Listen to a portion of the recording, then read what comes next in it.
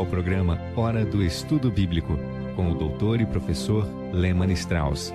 Este estudo é o resultado do tempo pessoal com o Senhor, da experiência de ministério pastoral e das conferências bíblicas do Dr. Lehmann Strauss, que nos instrui e encoraja com o ensino da Palavra de Deus. Agora com você, Hora do Estudo Bíblico, na apresentação de Aurélio Campos. Bem-vindos ao programa Hora do Estudo Bíblico. Espero que este seja um dia cheio de bênçãos para você, meu querido amigo. Gênesis capítulo 43 é a nossa lição de hoje. Vamos começar com o versículo 13. Mas antes de começarmos, vamos orar. Querido Pai, te agradecemos por nosso querido e Salvador, o Senhor Jesus Cristo, que sofreu na cruz, se entregou em angústia e sofrimento até a morte para que pudéssemos ter a vida eterna. Senhor, obrigado por cada provação que precisamos enfrentar em nossas vidas e que vem da Tua mão, Senhor. Cremos que és soberano e queremos aceitar a Tua vontade. Pedimos que este estudo seja uma bênção para todos os que estão escutando o programa hoje. Ó meu Deus, conforta, fortaleça e sustenta aqueles que estão sofrendo neste momento. Sabemos que muitas pessoas estão doentes, alguns com doenças incuráveis, outras estão enfrentando grandes tribulações em suas vidas e queremos agradecer pela maneira como o Senhor tem sustentado cada um deles. Te agradecemos por aqueles que confiam em Ti, Senhor. Abençoa a cada um deles e continue suprindo as suas necessidades. Oramos em nome de Jesus. Amém. Gênesis capítulo 43. Vamos recordar brevemente o que vimos até aqui. Bem, havia fome na terra do Egito e nas regiões vizinhas. Jacó enviou seus filhos ao Egito para comprar comida. E enquanto eles estavam ali, eles se reuniram com o governador do Egito, que era o seu irmão José, que haviam vendido como escravo anos atrás. José os reconheceu, mas eles não o reconheceram. Ele lhes deu o alimento que queriam e mandou colocar o dinheiro de volta nos sacos. Eles não sabiam disso e enviou-os para casa. Eles encontraram o dinheiro, foram para casa e deram ao seu pai. Tempo depois, toda a comida que haviam comprado em sua primeira viagem para o Egito terminou, e Jacó os enviou em uma segunda viagem para comprar mais comida. Deu-lhes bastante dinheiro e algumas coisas que os egípcios não tinham, mel e algumas especiarias, amêndoas e nozes, e os enviou de volta para o Egito.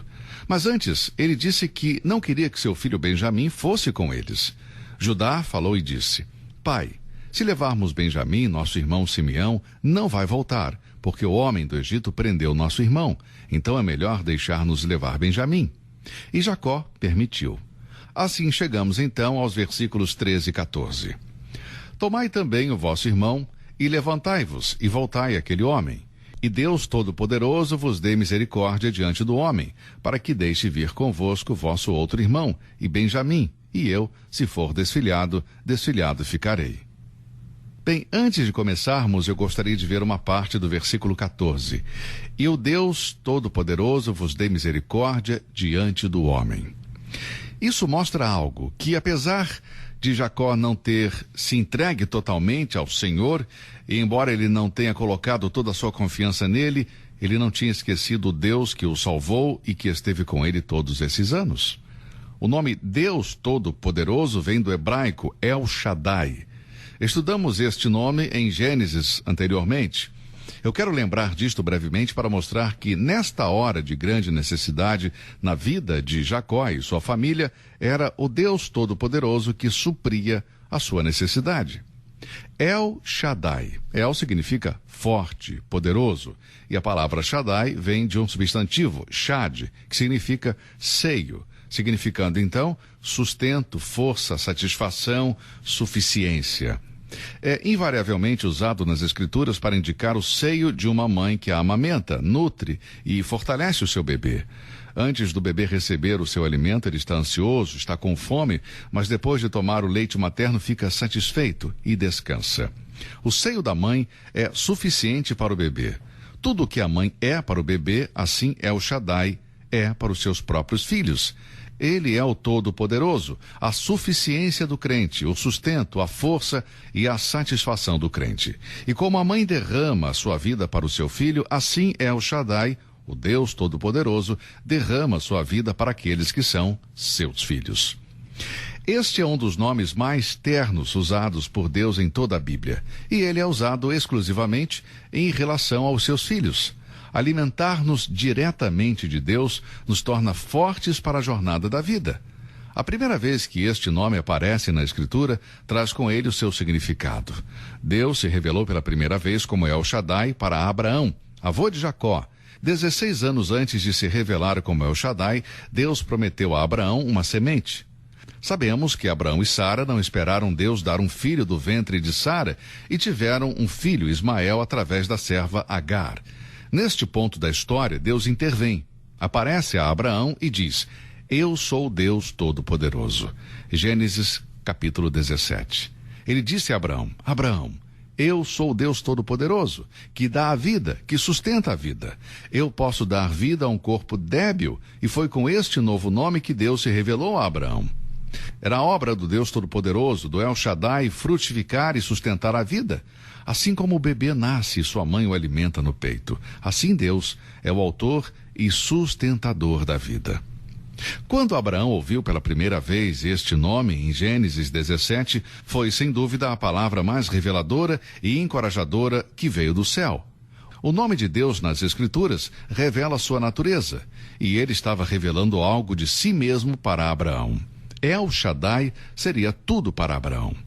A lição espiritual que Abraão aprendeu com a revelação do nome El Shaddai permaneceu com ele para o resto da sua vida. Ele com certeza transmitiu isso para o seu filho Isaque, porque anos atrás, quando Isaque enviou Jacó a Padã Arã para encontrar uma esposa, o despediu com as palavras: O Deus Todo-Poderoso te abençoe. Gênesis capítulo 28, os primeiros 4 versículos. Esta foi a primeira aventura longe de casa na vida de Jacó. Em Gênesis 28, ele não era um homem que gostava de sair como seu irmão Esaú. A viagem era longa e seria confrontado com o perigo de animais e ladrões, e não haveria ninguém para ajudá-lo ao longo do caminho. Mas Isaque disse que El Shaddai o levaria e o sustentaria durante toda a viagem. El Shaddai pode derramar sua força em uma vida estéril e torná-la frutífera.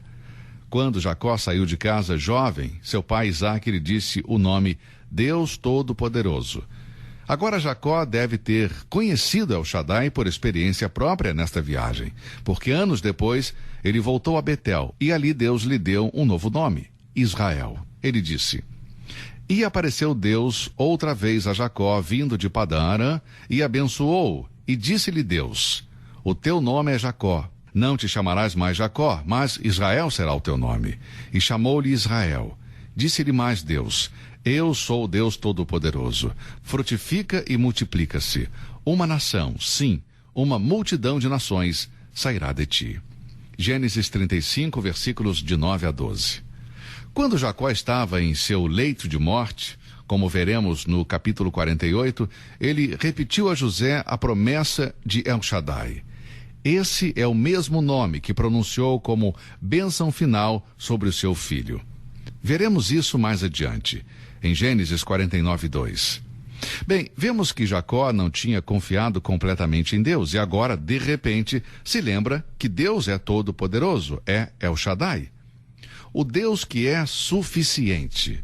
E quando envia Judá de volta ao Egito, ele diz: E o Deus Todo-Poderoso vos dê misericórdia diante do homem.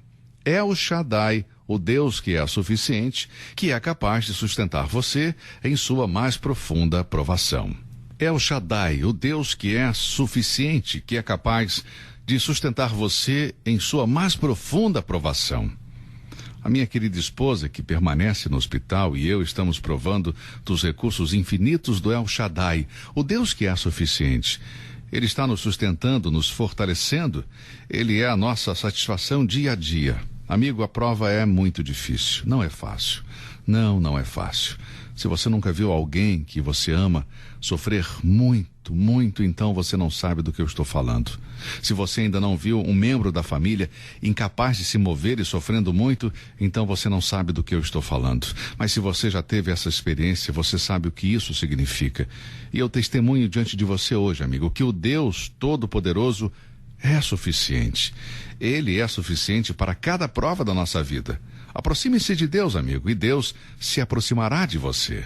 Bem, vamos continuar nosso estudo em Gênesis 43. No versículo 14, Jacó disse: E Deus Todo-Poderoso vos dê misericórdia diante do homem, para que deixe vir convosco vosso outro irmão e Benjamim, e eu, se for desfilhado, desfilhado ficarei. E os homens tomaram aquele presente e o dinheiro em dobro em suas mãos e a Benjamim, e levantaram-se e desceram ao Egito, e apresentaram-se diante de José. Lembre-se que José sabe quem eles são, mas eles não têm ideia de quem é José. Versículos 16 a 18 lemos: Vendo, pois, José e Benjamim com eles, disse ao que estava sobre a sua casa: Leva estes homens à casa e mata reses, e prepara tudo, porque estes homens comerão comigo ao meio-dia. E o homem fez como José dissera, e levou-os à casa de José. Então temeram aqueles homens, porquanto foram levados à casa de José, e diziam: Por causa do dinheiro que dantes voltou nos nossos sacos, fomos trazidos aqui para nos incriminar e cair sobre nós, para que nos tome por servos e a nossos jumentos. Aqui vemos que eles ainda não sabiam que era José e disseram: Ele está nos convidando para sua casa para nos incriminar e prejudicar. Nós trouxemos o dinheiro para comprar comida na nossa primeira viagem e ele estava em nossos sacos. Versículo 19: Por isso chegaram-se ao homem que estava sobre a casa de José. Antes de entrar, falaram com ele, tentando explicar o que tinha acontecido, porque eles estavam com medo. Versículos 20 a 22 lemos: E disseram: Ai, Senhor meu, certamente descemos dantes a comprar mantimento. E aconteceu que, chegando à estalagem e abrindo os nossos sacos, eis que o dinheiro de cada um estava na boca do seu saco, nosso dinheiro por seu peso, e tornamo-nos a trazê-los em nossas mãos. Também trouxemos outro dinheiro em nossas mãos para comprar mantimento. Não sabemos quem tenha posto o nosso dinheiro nos nossos sacos. E o mordomo de José lhes disse, versículo 23, Paz seja convosco, não temais. O vosso Deus e o Deus de vosso pai vos tem dado um tesouro nos vossos sacos. O vosso dinheiro me chegou a mim. E trouxeram-lhes fora a Simeão. Agora o versículo 23 é muito sugestivo. Ele mostra que o testemunho de José como um crente em Jeová, o Deus e Pai de nosso Senhor Jesus Cristo, deve ter tido alguma influência sobre o homem que trabalhava para ele. Observem a maneira que ele fala neste versículo. O vosso Deus e o Deus de vosso pai vos tem dado um tesouro nos vossos sacos. Em outras palavras, ele conhecia o Deus de José. Apesar de José estar vivendo com um egípcio, segundo a lei egípcia, e ser o governador do Egito, ele tinha um bom testemunho para o seu senhor, porque esse homem, aparentemente, veio a conhecer o Senhor através de José. Versículos 24 a 26.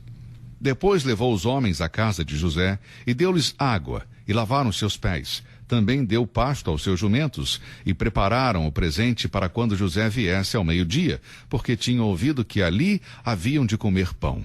Vindo, pois, José à casa, trouxeram-lhe ali o presente que tinham em suas mãos e inclinaram-se a ele até a terra.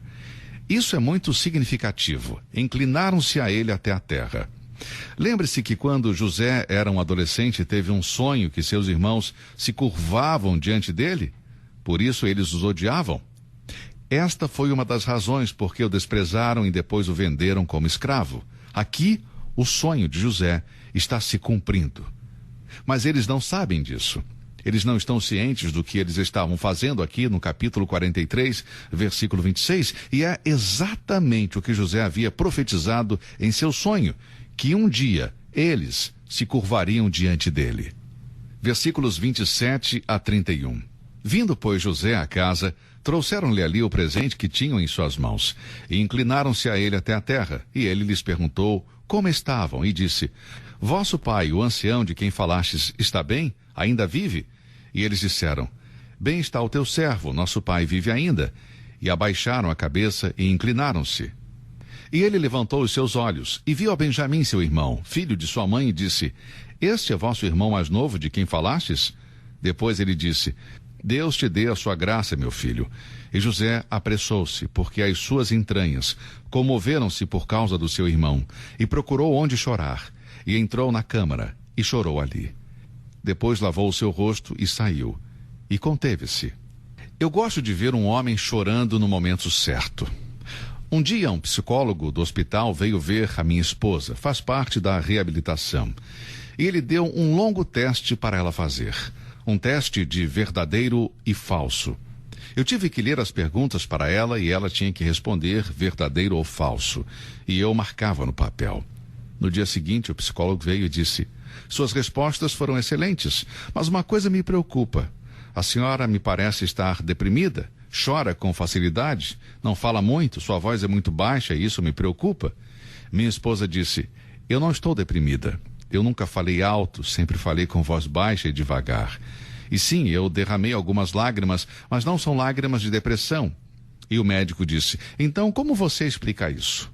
Então eu disse: doutor, deixe-me dizer algo. Tenho derramado mais lágrimas nestas 7 semanas com o sofrimento da minha esposa do que nos meus 70 anos de vida, mas eu não estou deprimido ou derrotado. Quando você vê alguém que você ama sofrer, como evitar as lágrimas? Eu não me surpreendo por minha esposa chorar, mas nenhum de nós se sente derrotado ou deprimido. Como ministro do Evangelho há 46 anos, tenho aconselhado as pessoas e aquilo que venho pregando é verdade, e em resposta a isso ele perguntou: o que você tem pregado aos outros? E essa foi a oportunidade de ouro para apresentar a verdade da palavra de Deus àquele profissional. E quando nós terminamos a nossa conversa, este homem ficou profundamente impressionado com o fato de que alguém possa chorar sem estar deprimido. Certamente derramamos lágrimas. Paulo disse que estava triste, mas sempre se regozijava. Minha esposa e eu não perdemos a nossa alegria. Nossa alegria está no Senhor. Filipenses 4:4 diz: regozijai-vos sempre no Senhor. Outra vez digo, regozijai-vos. Fiquei feliz ao ler que José chorou. Ele estava comovido, ele não tinha visto seus irmãos todos esses anos. Ele não cresceu com o seu pai, foi separado de seu irmão de sangue e saiu para chorar. Sim, Jesus também chorou, amigo. Tenha certeza de que quando suas lágrimas caírem, sua confiança no Senhor não seja abalada. E que esta lição de Gênesis 43 possa ser uma grande bênção para todos nós. Vamos ler os 3 últimos versículos. E serviram-lhe à parte, e a eles também à parte, e aos egípcios que comiam com ele à parte. Porque os egípcios não podem comer pão com os hebreus, porquanto é abominação para os egípcios.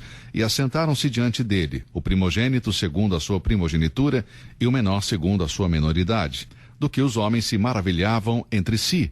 E apresentou-lhes as porções que estavam diante dele. Porém, a porção de Benjamim era 5 vezes maior do que as porções deles todos. E eles beberam e se regalaram com ele. Os homens se maravilhavam entre si. Em outras palavras, eles se olharam surpresos, como se dissessem: como este homem sabe como devemos nos sentar? Como ele sabe quem é o mais novo e o mais velho? Como ele sabe disso? Ele sabia, José os conhecia, eram seus irmãos, e eles ficaram surpresos ao ver que José tinha feito tudo aquilo. Bem, vemos que José aprendeu disciplina através dos seus sofrimentos. Ele ainda não tinha se revelado para os seus irmãos, e apesar de não estar em perigo diante deles, não poderia revelar quem ele era neste momento, porque ele precisava ter certeza de que eles realmente tinham se arrependido. Desde o tempo em que a fome começou, os irmãos estavam sujeitos a uma rígida disciplina. José estava ensinando-lhes uma lição. Ele queria ter certeza de que eles realmente estavam arrependidos do seu pecado. Bem, esta história ocupa mais espaço do que qualquer outra história no livro de Gênesis, e talvez mais do que qualquer outra história na Bíblia. A memória dos seus pecados passados deveriam vir à tona, suas consciências deveriam ser despertadas, compaixão e simpatia deveriam ser despertadas e a humildade restaurada em seus corações e vidas. E José estava fazendo o que precisava ser feito. Ele sabia disso tudo. Ele os observava cuidadosamente, à medida que cada um deles ia se revelando. E com certeza, estes homens estavam com medo. O versículo 34 diz: e apresentou-lhes as porções que estavam diante dele. Porém, a porção de Benjamim era 5 vezes maior do que as porções deles todos. E eles beberam e se regalaram com ele. Aqui vemos que a reconciliação começou. O Deus Todo-Poderoso, El Shaddai, era o suficiente para aquela família. Ele é suficiente para você e sua família, amigo. Assim como é suficiente para mim e para a minha família também. Pai, que esta palavra possa ser gravada nos corações de todos nós neste dia. Oramos em nome do Senhor Jesus. Amém. Você ouviu Hora do Estudo Bíblico, com com o professor e doutor Lehmann Strauss, na apresentação de Aurélio Campos. Se você deseja ouvir novamente esta mensagem, visite a nossa página na internet www.bbnradio.org. Fica o convite para você nos acompanhar amanhã, neste mesmo horário, aqui na BBN. Hora do Estudo Bíblico é uma produção da BBN.